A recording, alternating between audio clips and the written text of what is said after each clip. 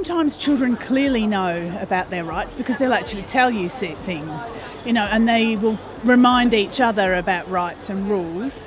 The current generation of children, I would think they do certainly know their rights. Children's rights, I suppose particularly in a preschool and working with them every day, the right to be safe, the right to have a nurturing environment, the right to have a quality education.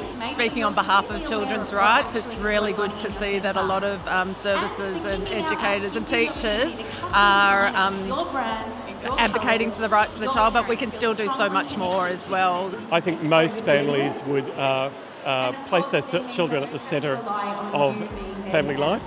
I think they have an innate understanding of children's rights, but they probably aren't aware of the broader perspective. So I think it's really important for all children to be able to voice their opinions, and so that we start to hear what are their rights. I think it goes back to the past that children were seen and not heard, and I think with a lot of families, even grandparents, it's been passed down to the parents, and they're just unaware that there is actually a United Charter of, the United Nations Rights of the Child.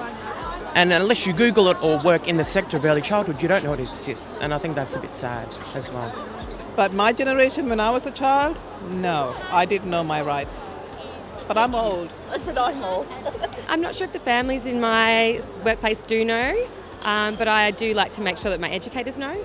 As the educational leader, I do teach them about the UN rights of the child, and I talk about children's rights all the time. I try and talk about it with the children. As a child, they can have a proper education and a care, which is very important, and that's a big right for them. The right to be a child and to play and get messy and get in the mud. Children's rights are linked to society's responsibilities, and I think we need to take that responsibility, especially in the first 3 years of life, very seriously.